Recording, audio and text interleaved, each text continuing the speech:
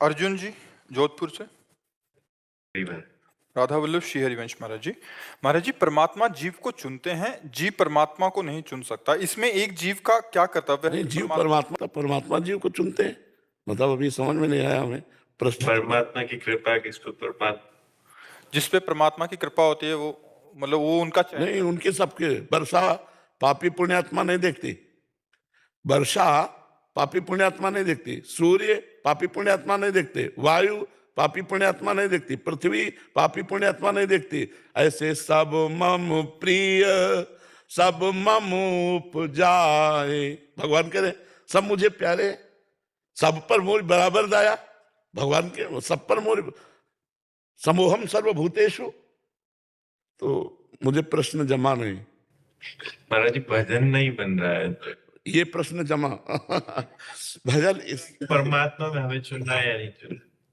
क्यों भजन नहीं बन रहा है? तो लग रहा है कि परमात्मा ने कृपा है। नहीं नहीं नहीं, ऐसे ये नहीं कि हम कहीं परास्त हो रहे हैं तो हमें भगवान चाह नहीं रहे, ऐसे उल्टा सीधा नहीं सोचा जाता।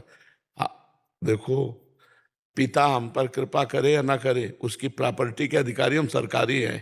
क्या बात है कि नहीं? तो ममई वांशो जीव लोके जीव भूता सनातना। हम कायरता ना करें। हमारा भजन होता सिद्धों का है, साधकों को भजन का अभ्यास करना होता है। बार बार हम अपनी जिह्वा से अगर राधा राधा कृष्ण कृष्ण हरि हरि बोले, मन लगे चाहे ना लगे। इस बात पर तुम पक्का विश्वास करो कि भाव से जहर खाओ या भूल से जहर खाओ या गुस्सा से जहर खाओ, वो अपना प्रभाव दिखा के रहता है। ऐसे ही अग्नि में दाहिका शक्ति है, भाव से छुओ, कुभाव से छू लो या कोई भूल से छुआ दे तो आपको जलना पड़ेगा, क्योंकि उसमें शक्ति है जलाने की, दाहिका शक्ति। ऐसे नाम में सर्व शक्ति विराजमान है। तो भाव कुभाव अनख आलस हो, नाम जपत मंगल दिसिद। राधा राधा राधा मन लगे या ना लगे, एक दिन तो ऐसा लगेगा। आप ये नहीं कह सकते मन बिल्कुल नहीं लगता, कुछ मिनट तो लगने लगा है। जहां बिल्कुल नहीं लगता था वहां कुछ मिनट लगने लगा है। तो जब कुछ मिनट हम अधिकार कर लिए तो 24 घंटे पर हम अधिकार करवाएंगे उससे। हम थोड़ा दृढ़ी बने, दृढ़ वृत्ति बने। जी, मंत्र करते तो सारे प्रपंच सामने आ जाते, तो मतलब पहले लगता था, अब तो जब हम भजन करते हैं तो भजन हमारे पहले मन को डिलीट करता है। जब कोई भी मैसेज हमारे मोबाइल का डिलीट होना होता है, हम उसे सामने लाते हैं तो हमारे सामने वो आता है।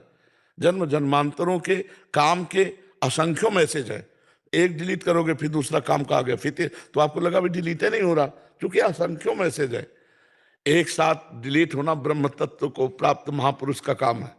हम लोग ऐसे नहीं, हमारा एक एक मैसेज डिलीट होगा तो राधा राधा राधा राधा वो सब आते चले जा रहे हैं और निकलते चले जा रहे, राधा राधा। हमको इस भाव से जब देखेंगे ना तो अच्छा लगेगा। और देख रहे हैं कि भजन करते समय बड़ी गंदी बातें आ रही, कैसे आ सकती है? आ कैसे सकती है? नाम का पहरा आ नहीं सकती। जा रहे हैं अंदर, जितनी बैठी थी डंडा चल रहा सबके अंदर, काम क्रोध लोभ मोह की जितनी भी दुर्वासनाएं, ये सब नाम जब से निकल रही। चिंता मत करो, सही ढंग से भजन करो और घबराओ मत। भगवान ने बहुत प्यार किया है, आपको बहुत प्यार करते हैं भगवान। अगर प्यार न किए होते आप यहाँ न बैठे होते। अब हमें भाव भरोसा हनुमंता कृपा मिले नहीं संता, तो इसलिए ठीक है। करुणेश पांडे जी, गोरखपुर से। राधे राधे महाराज। राधे राधे महाराज जी, आपके चरणों में कोटि कोटि प्रणाम। महाराज जी, क्या अनुभव के लिए उम्र का ज्यादा होना आवश्यक है? हमसे जो बड़े बुजुर्ग या हमारे माता पिता हैं, उनकी हर बात या विचार हमारे लिए सही है, ये जरूरी तो नहीं? नहीं, बिल्कुल ठीक है। श्री सुखदेव जी जब गंगा के किनारे पावन रज पर पधारे, उनके बाप बाबा पर बाबा सब बैठे थे।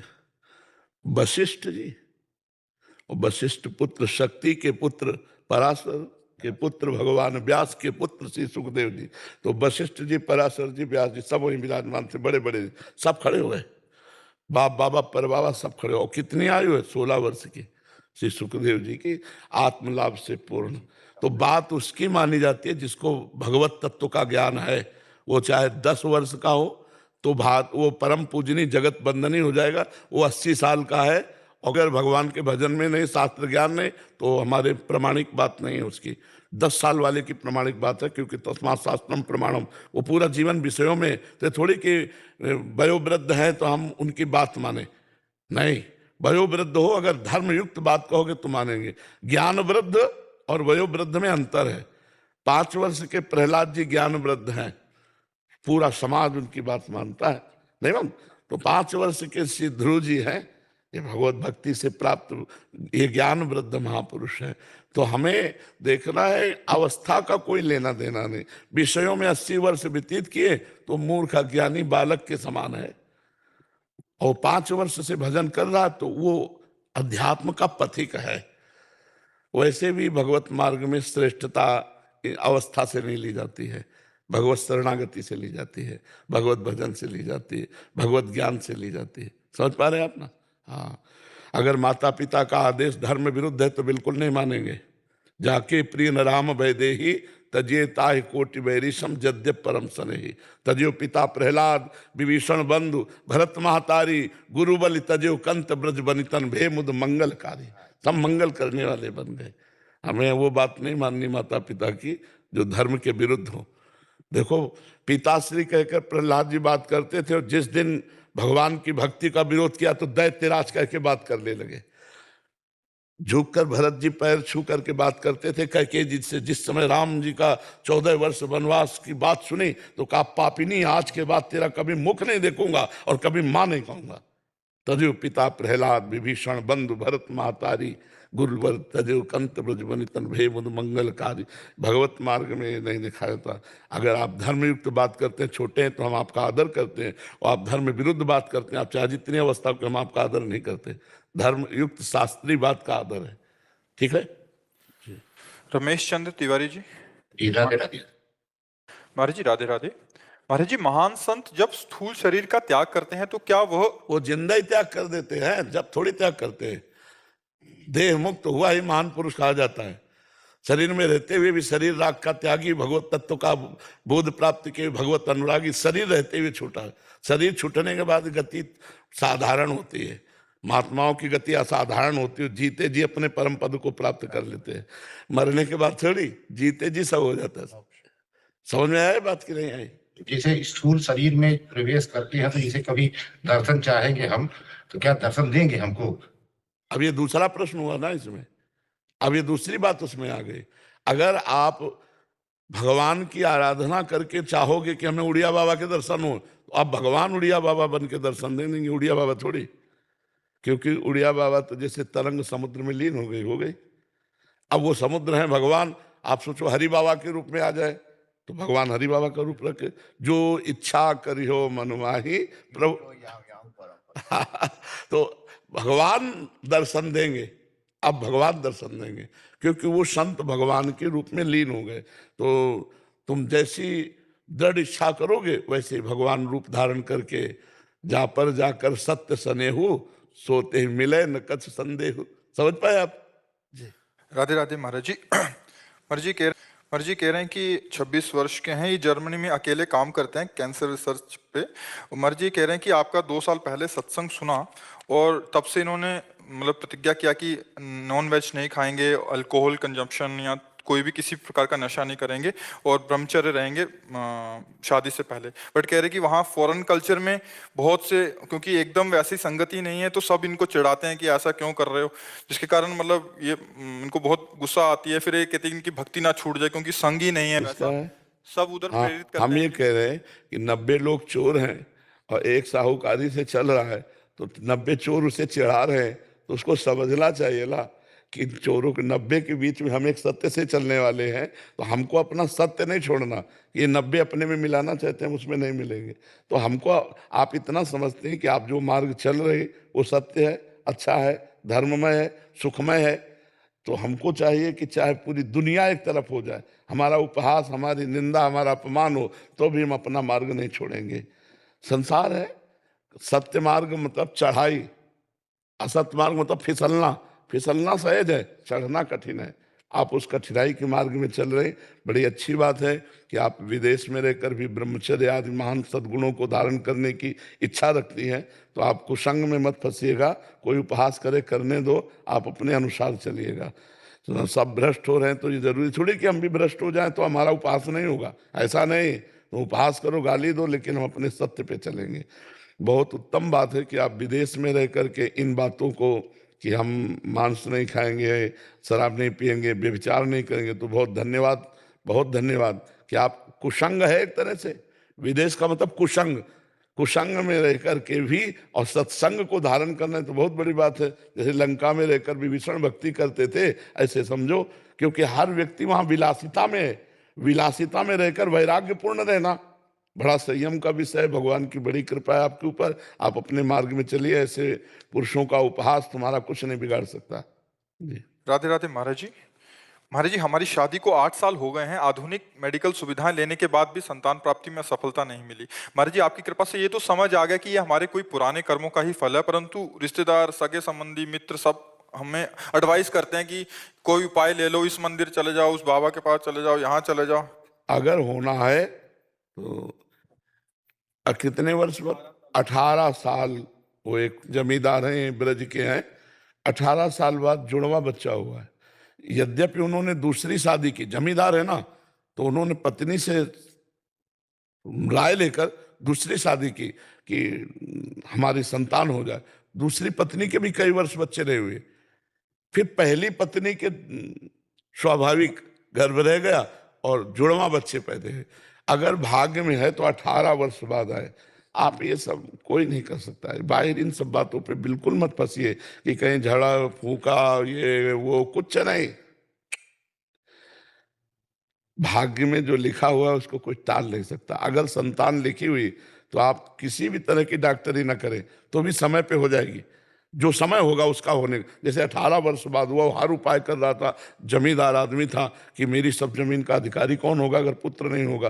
तो हम ये कहते हैं कि धैर्य रखिए। अगर संतान नहीं है तो गोपाल जी को अपना पुत्र मान लीजिए, भगवान को अपना पुत्र मान लीजिए और उनसे प्यार कीजिए, तो इस संसार चक्र से भी उद्धार हो जाएगा। ये पूर्व के संस्कारों से होता है। जैसे पूर्व में ऐसे संस्कार हमसे हुए कि अब आगे हमें संतति नहीं, तो नहीं तो नहीं, चाहे जितना हो। तो हमें लगता है इस विषय में ज्यादा चिंतित नहीं होना। चिंतित तो होना ही होता है, क्योंकि गृहस्थी में अनिवार्य माना गया है। अगर 4 लोग तुम्हें उपहास कर रहे हैं तो उसे सह जाओ, उससे भी तुम्हारे आंतरिक मल नष्ट होंगे। बकाया उपहास नहीं करना चाहिए, क्योंकि यहाँ कोई समर्थ नहीं कुछ करने में। जो अपने को बहुत डींग मारते हो ना, तो एक रोम गिर जाए उस जगह दोबारा वो रोम लगा दे, तुम तुम्हें बड़ा बलवान समझे। एक रुआ गिर जाए उसे दोबारा लगा दो, तुम तुम्हें बलवान समझे। बच्चा पैदा करना तो बड़ी बात है, एक रुआ नहीं लगा सकते तुम। वो भगवान के विधान से होता है, तुम्हारी ताकत से नहीं होता। भगवान का विधान है तो संतान हो जाते हैं। ये सब भगवान की माया की लीला चल रही कि तुम ज्यादा इसमें चिंतन न करो, भगवान का नाम जप करो और भगवान जैसा विधान करें वैसा मान लो। यद्यपि गृहस्थी में इस बात की चिंता होती है, पर चिंता करने से होगा क्या? क्या होगा? और 8 वर्ष कोई बहुत समय थोड़ी होता है, 18 वर्ष होता है। 18 वर्ष बाद हुआ, तो अगर होना है तो कभी भी हो सकता है, और नहीं होना तो चाहे लाख उपाय करो, नहीं होना है। महाराज जी परेशान कर देते हैं कभी। हाँ बिल्कुल, उपहास करते हैं ना लोग, तो आप उसकी चिंता नहीं। ये संसार कभी किसी को नहीं बख्शता है, संसार किसी को नहीं बख्शता, ये कहे बिना मानता नहीं है। अरे भगवान को नहीं बख्शा तो हम उनके इंसान हैं, उनके पुत्र हैं, उनके अंश हैं, ये हमें काहे को बख्श देंगे? संसार किसी को नहीं बख्शता। आपको अपने मार्ग में चलना होगा। अपने, अगर हम दूसरों की तरफ देखने लगे तो जीना मुश्किल हो जाएगा। एक आदमी, हम कथा सुनाते, घोड़ा लेकर के बूढ़ा हो जा रहा था, उसका लड़का, बुढ़ा बैठा हुआ था घोड़े में और लड़का पैदल चल रहा था। तो एक ने कहा, ए लड़का पैदल चल रहा है, तू ऊपर बैठा हुआ है, कैसे मूर्ख है? तुमका लड़के को बैठा दिया। एक मिले लोग और कहने लगे, हे तू जवान होकर घोड़े पे बैठा, बूढ़े पैदल चल रहा है। बोले दोनों बैठ जाते हैं। दोनों बैठ गए। आगे मिले, बोले हराम का घोड़ा मिला होगा, दोनों चढ़े हुए हैं। दोनों उतर गए। बोले आगे कुछ लोग बोले कितने बेवकूफ है, घोड़ा खाली जा रहा है, दोनों पैदल। अब हमें बताओ घोड़े वाला क्या करे? करे तो क्या करे? संसार ऐसा बड़ा विचित्र संसार है, बड़ा विचित्र संसार। इसलिए हमें किसी के नहीं सुनना, हमें अपने मार्ग में चलना। तुम्हें कोई कुछ कहे इससे अच्छा, हमें ये मतलब है कि हमारे द्वारा गलती नहीं होनी चाहिए, और हमको कोई गलत कहे तो हमें नाराज नहीं होना चाहिए। हमारे द्वारा गलती नहीं होती। जैसे कोई कह रहा तो उस बात को हमें देखना है कि इस बात में सच्चाई क्या है।